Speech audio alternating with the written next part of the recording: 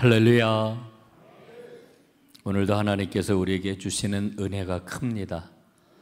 이 더위쯤이야, 또 우리 삶 가운데 있는 어려움쯤이야 넉넉히 이길 수 있는 은혜와 힘을 우리 하나님 여러분 모두에게 부어주실 줄로 믿습니다.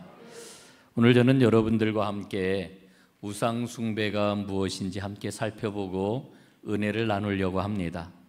여러분, 우상 숭배는 옛날이나 지금이나 우리 신앙생활의 핵심 이슈라고 이야기할 수 있지요. 여러분, 구약의 이스라엘이 왜 망했습니까? 많은 분들이 대답을 합니다. 우상 숭배 때문에 망했지요. 여러분, 맞습니다. 역사 속의 이스라엘은 우상 숭배 때문에 망했습니다. 하지만 이 대답은 절반은 맞고 절반은 틀리다, 저는 이렇게 생각을 합니다. 왜 제가 절반은 맞고 절반은 틀리다 이렇게 대답을 할까요? 우상 숭배라고 하는 것은 하나님을 섬기는 대신 세상 신을 섬기는 것을 이야기합니다. 이스라엘 백성들은 하나님 대신 가나안의 신들을 섬겼습니다. 구약 당시 가나안의 신들은 바알 신과 아세라 신이었지요. 이스라엘 백성들은 이들 이방 신들에게 마음을 빼앗기고 말았습니다. 이방 신을 떠나라고 하는 하나님의 명령을 지키지를 않았습니다. 결국 이스라엘은 하나님의 심판을 피하지를 못했습니다. 그런 의미에서 보면은 우상 숭배 때문에 이스라엘이 망했다라고 하는 것은 맞는 그런 그 말입니다. 그런데 여러분, 한 번 더 우리가 질문을 던지는 것이지요. 왜 이스라엘은 우상 숭배를 버리지 못했을까? 그렇게 하나님께서 끊임없이 우상 숭배를 버리고 그 길을 떠나 하나님께로 돌아오라 말씀을 하셨는데도 불구하고 왜 그 길을 버리지 못했던 것일까? 여러분, 우리 삶 가운데 우상 숭배의 요인들이 너무나도 많고 또 강력하다라고 하는 것을 우리에게 일러주고 있는 것입니다. 그래서 하나님께서 가증하게 여기시는 우상 숭배가 무엇인지 우리가 분명하게 알지 못한다면 오늘 우리도 우리의 삶 가운데 도사리고 있는 우상 숭배의 위험을 제대로 보지 못하게 될 것입니다. 그래서 이스라엘과 똑같이 우상 숭배의 어리석음에 빠질 수 있다라고 하는 것이지요. 현대 미국 기독교에 있어서 굉장히 많은 독자를 가지고 있는, 큰 영향력을 행사하고 있는 팀 켈러 목사님이라고 하는 분이 있습니다. 이 팀 켈러가 쓴 책 중에 만들어진 하나님이라고 하는 책이 있는데, 그 책에 보면은 이 팀 켈러는 우상을 분별하는 법을 우리에게 이야기해 주고 있습니다. 내가 섬기는 우상이 무엇인지 분별하는 법을 일러주고 있습니다. 그걸 분별하기 위해서는 네 가지를 주목해 보라, 이렇게 이야기를 합니다. 그 네 가지가 무엇일까요? 첫 번째로는 아무 일도 하지 않고 있을 때에 마음에 떠오르는 게 뭔지를 살펴보라, 이렇게 이야기합니다. 여러분, 우리에게 한가한 시간이 있잖아요. 여러분, 한가한 시간에 착 햇살이 들어오는 그런 그 창가에서 혹은 카페에서 커피를 마신다든지 아니면 한가해가지고 일에 쫓기지 않고 차를 운전하며 드라이브를 한다고 한번 생각을 해 보십시오. 여러분, 그럴 때 우리 마음에 여러 가지 생각들이 떠오를 것 아니겠습니까? 어떤 생각이 여러분들은 떠오르시는지 모르겠어요. 어떻게 하면 돈을 좀 더 많이 벌 수 있을까? 어떻게 하면 내게 있는 돈을 좀 잘 불릴 수 있을까? 어떻게 하면 좋은 차를 좀 잘 살 수 있을까? 아니면 더 좋은 그런 그 집을 이제 얻을 수 있을까? 어떻게 하면 더 즐기면서 살아갈 수 있을까? 이런 생각들을 많은 사람들이 하게 될 것입니다. 우리 가운데 많은 생각들이 떠오르게 될 터인데, 그 생각 가운데서 지속적으로 내 마음에 떠나지 않고 떠오르는 그 생각이 있다라고 하면은 그게 우상일 가능성이 굉장히 크다, 이렇게 이야기를 하는 거지요. 두 번째로 팀 켈러는 내가 돈을 어디에다 제일 많이 사용하고 있는지 돈을 쓰는 대상을 한번 살펴보라고 이렇게 말합니다. 여러분, 보통 우리는 사랑하는 대상을 위해서는 아낌없이 돈을 쓰잖아요. 이게 우리 인간의 마음 아니겠습니까? 그래서 이 우상을 위해서 지나친 소비를 하게 만든다라고 하는 겁니다. 그러므로 내가 어디에 돈을 가장 많이 사용하는지 잘 살펴보는 게 필요하다. 그래서 돈을 주로 사용하는 것을 보게 되면은 우상을 숭배하는지 아닌지 잘 분별할 수 있다라고 하는 것이지요. 세 번째, 팀 켈러가 하는 말은 기도가 응답되지 않았을 때, 혹은 내 뜻대로 일이 제대로 이루어지지 않았을 때 어떻게 반응하는지를 살펴보라고 이렇게 이야기를 합니다. 여러분, 기도를 꾸준히 하시는 분들, 구체적으로 하나님 앞에 기도의 제목을 가지고 기도를 했는데 응답을 받지 못했을 때 여러분 어떻습니까? 마음에 실망이 생기겠지요. 낙심할 때도 있을 것입니다. 그런데 이렇게 낙심했던 그런 그 마음이 금방 추스러지면서 일상으로 돌아갈 수 있다라고 하면은 별 문제가 없는 거지만, 그로 인해 가지고 하나님께 계속해서 분노하고 낙심의 상황을 벗어나지 못한다라고 하면은 기도한 그것이 우상일 수 있다는 거예요. 예? 이건 우리는 정말 굉장히 중요한 통찰로 받아들여야 됩니다. 하나님을 내 우상을 얻기 위한 수단으로 전락시키는 일이 될 수가 있다라고 이렇게 이야기를 하는 겁니다. 네 번째로 팀 켈러는 감정을 통제할 수 있는지 살펴봐라 이렇게 이야기를 합니다. 혹시 어떤 일에 격분을 한다라고 하면, 혹은 지나치게 자존심이 상했다고 느낀다라고 하면은 그게 뭔지를 꼭 살펴보라는 겁니다. 이를테면은 자기 성취가 우상인 사람은 누군가 업적을 비판하게 되면은 견디지를 못하지요. 자신의 그런 그 명예가 우상인 사람은 그 명예에 상처가 생기게 되면은 참지를 못하는 겁니다. 여러분, 사람마다 우상이 다 제각각이에요. 어떤 사람은 돈이 우상일 수 있습니다. 어떤 사람은 지위가 우상일 수 있습니다. 어떤 사람은 성공과 경험이 우상일 수 있습니다. 여러분, 이렇게 우상이 문제인 까닭이 뭡니까? 바로 그런 우상 때문에 하나님을 온전히 섬길 수 없기 때문인 것이죠. 여러분, 이스라엘은 바알과 아세라가 그들에게 풍요를 가져다 준다 이렇게 믿었습니다. 그래서 바알과 아세라를 버리지 못했던 것입니다. 오늘 우리는 호세아서 말씀을 읽고 있는데, 여러분, 호세아서 말씀을 읽으면서 우리가 정말 전제해야 될 게 있어요. 그게 뭐냐면은 이 호세아서에 나타난 하나님의 마음을 읽어보자 라고 하는 것입니다. 여러분, 하나님은 어떤 분이십니까? 하나님은 묶여있는 분이에요. 하나님은 자기 백성과 묶여있는 분입니다. 하나님은 자기 백성과 사랑으로 묶여있는 분입니다. 그래서 자기 백성 때문에 기뻐하시기도 하고요, 자기 백성 때문에 낙심하기도 하시고요, 자기 백성 때문에 괴로워하고 고통을 느끼기도 하는 분입니다. 여러분 보십시오. 우리는 자녀들과 사랑으로 묶여 있어요. 그래서 자녀들 때문에 기뻐해요. 자녀들 때문에 때로는 속상하고 아파하고 낙심하고 고통에 빠지기도 해요. 왜 그렇습니까? 자녀와 사랑으로 묶여 있기 때문인 것이지요. 여러분, 오늘 한번 이런 질문을 여러분에게 던지려고 그래요. 하나님은 감정이 있으실까 없으실까? 어때요? 하나님 감정이 있으신가요? 그렇죠. 예, 우리 전동교회 수준은 지금 다른 것 같아요. 예, 여러분, 하나님은 감정이 있으십니다. 여러분 보세요. 우리는 하나님을 어떻게 고백을 합니까? 하나님은 자비로우신 분, 하나님은 긍휼이 많으신 분, 때로는 하나님은 진노하시는 분, 이렇게 우리가 하나님에 대해서 고백을 하지 않습니까? 그런데도 불구하고 우리는 하나님이 감정을 가지신 분이라고 하는 것을 종종 잊어버리거나 아니면 아예 생각을 하지를 않아요. 여러분, 하나님이 감정이 있으신데 하나님은 정말 섬세하게, 아주 민감하게 감정을 갖고 계신 분이라고 하는 것을 꼭 기억해야 합니다. 그런데도 우리가 하나님의 감정에 대해서 생각하지 않는 이유가 있습니다. 그 이유가 무엇입니까? 하나님에 대해서 생각할 때, 특별히 하나님의 성품에 대해서 우리는 어떻게 생각을 합니까? 종교적인 언어와 종교적인 상징이라고 하는 외피를 가지고서 하나님을 대하기 때문에 하나님의 그 섬세한 감정을 잘 느끼지 못하는 거지요. 그래서 하나님을 비상적으로 생각을 해요. 우리 생활하고는 멀리 떨어진 분이라고 이렇게 생각을 하는 거예요. 여러분, 하나님은 감정이 있으십니다.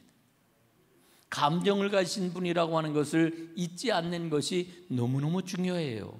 여러분, 이렇게 하나님의 감정을 제대로 이해하게 될 때 우리는 하나님이 어떤 분인지 그 성품도 이해하고, 모니터 좀 조금 줄여주시면 고맙겠습니다. 그 이해할 수 있고 하나님의 사랑도 제대로 누릴 수가 있는 것입니다. 여러분, 호세아서는 지금 하나님의 심판을 말하고 있지만 거기에 앞서서 하나님이 얼마나 이스라엘을 사랑하시는지, 그리고 이스라엘 때문에 얼마나 괴로워하시는지를 오늘 말씀을 통해서 표현을 하고 있는 것입니다. 여러분, 오늘 말씀이 어떻게 시작이 되고 있습니까? 하나님께서 호세아에게 명령을 하셔요. 2절 말씀해 보니까요, 너는 가서 음란한 여자를 맞이하여 음란한 자식들을 낳으라, 이렇게 말씀을 합니다. 여러분, 이 말씀이 하나님이 호세아를 처음 부르셔가지고 호세아에게 주셨던 그런 그 말씀이에요. 여러분, 이게 말이 되는 이야기입니까? 여러분, 여기에서 음란한 자식을 낳으라 하는 말씀은 음행을 통해서 자식을 낳을 것이다 라고 하는 것을 일러주는 말씀입니다.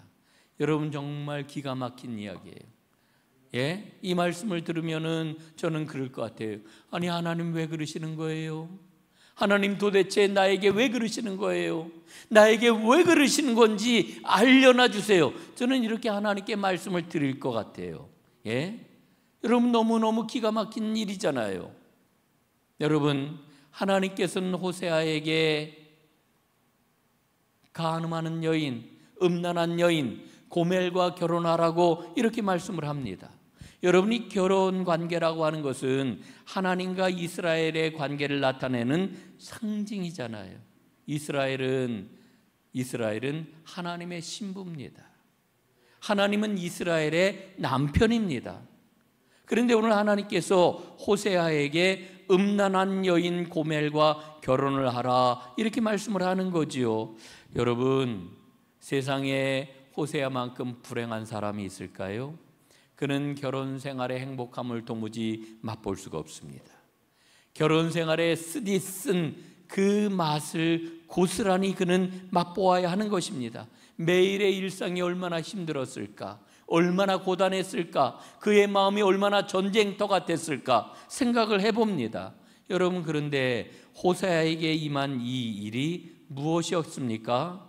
무엇보다도 남편이 되시는 하나님께서 음란한 신부 이스라엘 때문에 얼마나 괴로우신지 그걸 이스라엘 백성들에게 보게 하시는 겁니다. 여러분, 하나님이 이렇게 말씀하시는 거예요. 봐라, 이 남편 호세아가 얼마나 괴롭고 고통스럽겠느냐. 바로 내 형편이 그와 같구나. 하나님이 이렇게 말씀을 하시는 거예요. 여러분, 하나님의 이 심정을 우리가 이해해야 합니다. 그래야 하나님의 심판이 무엇인지를 이해할 수가 있는 것입니다. 여러분, 지금 호세아 선지자가 이제 하나님의 부르심을 받았을 때 북이스라엘은 번영을 구가하는 때였습니다. 얼마나 많은 번영과 풍성함을 누렸는지 모릅니다. 그런데 그럴수록 이스라엘은 영적으로 도덕적으로 깊은 어둠에 빠져 들어가고 있습니다. 하나님을 떠났습니다. 그들은 아무렇지도 않게 가나안의 바알과 아세라를 섬겼습니다. 이방신들은 이스라엘에게 미혹을 했지요. 내가 너희에게 풍요와 번영을 주겠다. 이 풍요와 번영 앞에서 이스라엘 백성들은 정신을 차리지 못하고 있는 것입니다. 그런 이스라엘에게 이제 하나님은 더는 침묵하지 않으시겠다 말씀을 하고 있는 거지요. 그래서 호세아가 이 고멜과 결혼해서 아들을 낳게 되자 그 이름을 이스르엘이라고 이렇게 붙여주지 않으십니까? 이스라엘은 곧 하나님의 심판을 의미하는 것이고 그 심판은 결정된 일이라고 하는 것을 말씀을 해주고 있습니다. 여러분, 지금 이스라엘의 지도층 그리고 백성들 타락했습니다. 그러나 그 타락이라고 하는 것은 단순한 윤리적 문제가 아닙니다. 영적 간음을 지금 저지르고 있는 것입니다.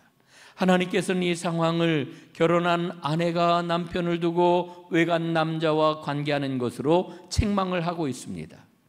호세아의 결혼 생활 자체가 바로 하나님이 선포하시는 말씀인 것이지요. 이걸 가리켜 우리는 선지자의 상징 행위라고 이렇게 이야기를 합니다. 하나님께서는 선지자들에게 하나님의 말씀을 선포하게 하셨는데 종종 몇몇 선지자들에게는 그들의 행위를 통해 가지고 하나님의 말씀을 선포하게 하셨습니다. 이걸 상징 행위라고 그러는데 호세아는 가장 어려운 상징 행위를 그의 삶으로 표현을 하고 있는 것입니다. 여러분, 구약 성경에서 이 호세아와 같은 상징 행위는 하나님께서 내가 선포하고 있는 이 말씀은 틀림없이 이루어질 말씀이다, 이렇게 보증을 하는 것임을 우리가 꼭 기억을 해야 합니다. 이스라엘의 영적 상태는 호세아가 지금 고통스러운 결혼 생활을 하는 것처럼 돌이킬 수 없는 상태가 되었다, 하나님 말씀하시는 겁니다. 이스라엘 모든 백성은 하나님 아닌 것에 마음을 빼앗긴 채 하나님을 거역하고 있는 것이지요. 여러분, 앞에서도 우리가 보았습니다마는 하나님께서는 호세아가 고멜을 통해 가지고 자녀들을 낳을 때마다 이름을 지어주시잖아요. 그 이름에는 모두 다 심판의 의미가 담겨 있습니다. 첫째 아들 이 이스라엘이라고 하는 그 이름은요, 여러분, 이스라엘 골짜기는 이 사마리아와 갈릴리 사이에 있는 굉장히 아름다운 골짜기입니다.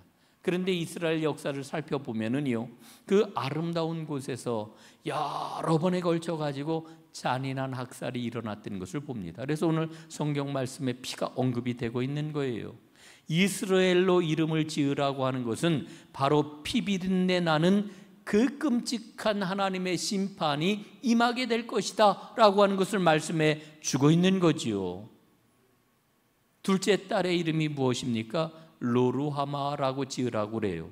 로루하마는 긍휼히 여김을 받지 못하는 자라고 하는 뜻입니다.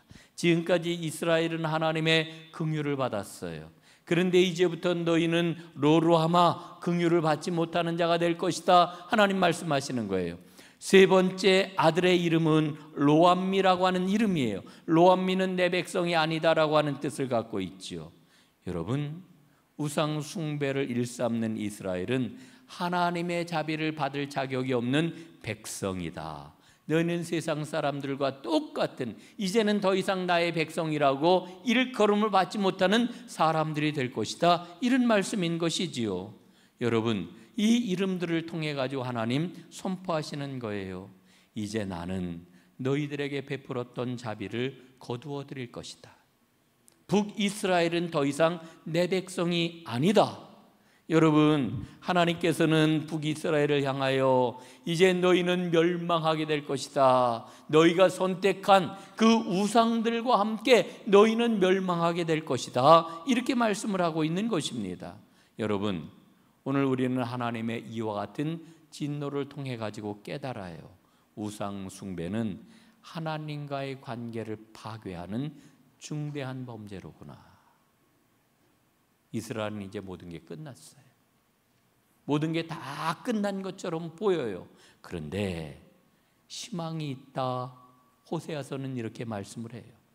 여러분, 하나님께서는 이스라엘을 향하여 그 아픈 질책을 하시고 비극적으로 심판이 너희에게 임할 것이다, 이렇게 예고를 하셨는데 하나님의 마음이 약하셔요. 예? 그래서 호세아서를 읽어보게 되면은 절망으로 끝나지 아니하고 하나님의 회복의 역사가 있게 될 것임을 일러주셔요. 여러분, 하나님이 왜 심판하실까요? 하나님은 그 심판을 통해 가지고 자기 백성들을 정화하시는 거예요. 돌이키기를 원하시는 거예요. 그리고 돌이킬 때에 다시 내가 너희를 회복시키겠다 말씀을 하시는 거예요. 여러분, 오늘 20절 하반절 말씀이 그것을 우리에게 일러주고 있잖아요. 전에 그들에게 이르기를 너희는 내 백성이 아니라 한 그곳에서 그들에게 이르기를 너희는 살아계신 하나님의 아들들이라 할 것이라, 이렇게 말씀을 합니다. 여러분, 하나님께서는요, 하나님의 백성이 하나님의 자리에 우상을 올려놓을 때에 진노하셔요. 심판하셔요. 그리고 그 심판을 통하여서 오직 하나님을 섬길 수 있도록 이끌어 주셔요. 이게 하나님이 심판하시는 가장 중요한 이유인 것입니다. 여러분, 오늘 본문 말씀을 읽으면서 우리는 이런 질문을 던지게 되지요. 우리가 살아가는 오늘의 삶 가운데 진짜 우상 숭배는 뭘까? 예? 여러분, 호세아가 활동하였던 그 배경이 북이스라엘의 전성기라고 그랬잖아요. 풍요로움을 만끽하고 있는 이와 같은 시기였다고 그랬잖아요. 하나님이 이스라엘 백성들에게 복을 풍성하게 내려주신 거예요. 그런데 오히려 그 복이 이스라엘의 우상이 되어버리고 만 거지요. 여러분, 이스라엘 백성들은 하나님께서 그들에게 부어주신 그 복을 하나님을 위해 사용하지를 않았습니다. 우상숭배 그러면 우리는 불상에게 절을 하거나 아니면은 점쟁이를 찾아다니거나 이런 것들을 우상숭배라고 쉽게 생각을 하는데, 여러분, 그런 행위만 우상숭배가 아닙니다. 여러분 보세요. 돈이 우리의 우상이 될 수 있습니다. 성공이 우리의 우상이 될 수 있습니다. 힘과 권력이 우리의 우상이 될 수 있습니다. 여러분, 심지어는 눈에 보이는 교회도 우리의 우상이 될 수 있습니다. 저는 오늘 한국교회 상황을 보면서 나는 마치 떨어져 있어서 거룩한 사람처럼 이런 말을 드릴 자격이 없지만, 그럼에도 불구하고 한국교회의 상황을 놓고 보면은 오늘 우리는 정말 분명하게 보아야 돼요. 교회도 하나님 앞에 우상이 될 수 있어요. 교회도. 여기에 대해서는 여러분들 반문하실 분이 있을 거예요. 아니 목사님, 그게 무슨 말입니까? 그게 말이 됩니까? 여러분, 지난 금요기도회 때 제가 2001년도에 소천을 하신 문창모 장로님을 여러분에게 소개하고 이야기를 나눴어요. 오늘도 그분 이야기를 조금 더 하려고 합니다. 이 문창모 장로님은 평생토록 이런 고백을 가지고 사셨다고 그랬잖아요.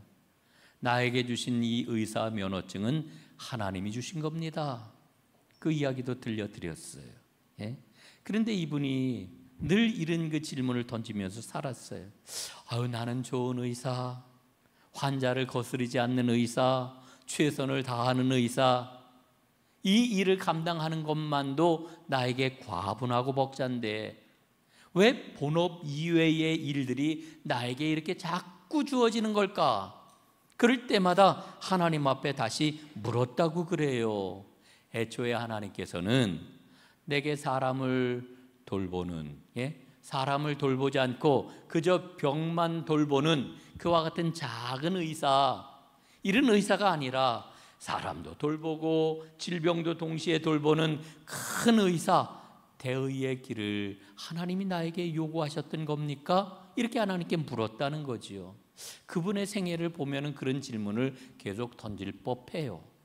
그런데 여러분, 이분이 1938년도에 기독교 조선감리회의 본처 사역자가 됩니다. 여러분, 본처 사역자라고 하는 말 처음 들으시죠? 이 본처 사역자라고 하는 이 말은 오늘날로 말하면 장로님이 되었다, 쉽게 이렇게 생각하시면 돼요. 그리고 그는 30대에 감리교 평신도 총대가 31명이 있었는데 그 31명 가운데 한 명이 되었습니다. 굉장히 큰 영광이지요. 그리고 1942년도 저 서대문에 가면 냉천동에 감리교 신학대학이 있잖아요. 그 감리교 신학교에서 감리교 임시총회가 열리게 되었습니다. 왜 열린 총회냐? 조선 감리교회와 일본 감리교회가 합동을 해야 된다라고 하는 것을 결의하는 그런 총회였습니다. 60여 명의 총대 가운데서 조선 감리교회를 지켜야 한다라고 하는 총대는 겨우 17, 18명에 불과했습니다. 결국 그날 총회는 어떻게 되었을까요? 조선 감리교회와 일본 감리교회가 합동한다, 결의를 하고 말았어요. 합동을 주장하는 사람들 뭐라고 이야기를 했을까요? 그래야 교회를 지킬 수 있다. 눈에 보이는 조선감리교회를 지키기 위해서는 합동을 하고 일본 감리교회와 합동을 하고 일제의 대동아 전쟁을 찬성하고 우리가 기도를 해줘야 조선감리교회 유지할 수 있다. 그래서 합동을 한 거예요. 예? 그날 문창모 장로님은 기도를 하면서 생각을 했어요. 하나님이 그의 마음에 계속해서 생각을 주셨어요. 이건 눈에 보이는 교회를 지키자고 말을 하면서 교회를 팔아먹는 것인데 이거야말로 하나님보다 일제를 더 무서워하고 하나님보다 일제를 더 크게 보는 우상 숭배가 아니겠는가? 내가 여기에서 반대하지 않고 그대로 지나간다면 이건 하나님 앞에서, 역사 앞에서 큰 죄를 짓는 것이다. 그래서 문창모 장로님 손을 높이 듭니다. 난 반대요. 교회는 주님의 것이니 주님께서 지킬 것 아니겠소? 나는 주님께 순종하겠습니다. 여러분, 이게 우리 기독교 대한감리의 140년 역사 회의록에 기록되어 있는 내용입니다. 여러분, 하나님이 계셔야 할 자리에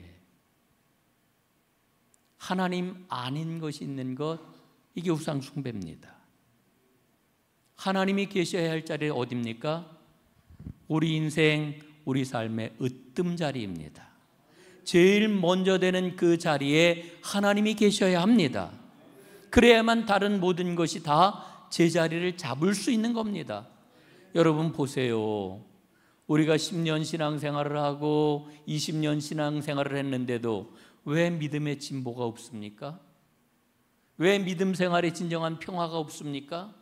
왜 믿음 생활에서 진정한 복을 누리지를 못하는 것입니까? 왜 주님께서 약속하신 그 말씀은 남의 나라 이야기처럼 들리는 것입니까? 하나님이 계셔야 할 으뜸 자리에 다른 게 자리를 잡고 있기 때문에 그래요. 이스라엘이 우상 숭배에서 돌이키지 않을 때 하나님께서는 심판의 징조를 보여주셨어요. 그러나 하나님께서는 그들이 돌이켜 회개하면은 하나님의 자비와 하나님의 회복을 베풀어 주시겠다고 약속을 하셨어요. 사랑하는 은총의 숲 전농교회 형제자매 여러분, 혹시 하나님 아닌 다른 것에 우리의 마음을 빼앗기고 있지 않습니까? 우리의 마음을 하나님 아닌 것에 우선적으로 자리를 내어주고 있는 것은 아닙니까? 여러분, 이게 우상 숭배예요. 돌이켜야 됩니다. 우리의 중심, 우리의 으뜸 자리에 오직 하나님이 자리하셔야 되는 거지요. 사랑하는 여러분, 하나님으로 섬기는 게 이게 진정한 복이고 가장 큰 복입니다. 이 복을 꼭 누리시는 여러분들 되시기를 간절히 바랍니다. 기도하겠습니다. 아버지 하나님, 하나님이 계셔야 할 으뜸 자리에 하나님이 계시지 못함으로 이스라엘의 큰 불행이 찾아왔습니다.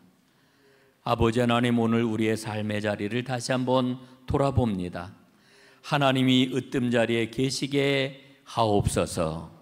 하나님이 우리 마음의 중심에 있게 하여 주옵소서. 하나님 대신 자리하고 있는 모든 것들을 다 몰아내게 하시고 진정한 생명과 복의 길을 걸어가는 하나님의 사람들이 되게 하여 주옵소서. 이 복을 마음껏 누리며 하나님이 살아계시고 하나님이 우리에게 내리시는 복이 무엇인지를 날마다 드러내는 하나님의 진정한 복의 주인공들 다 되게 하옵소서. 예수님 이름으로 기도드리옵나이다. 아멘.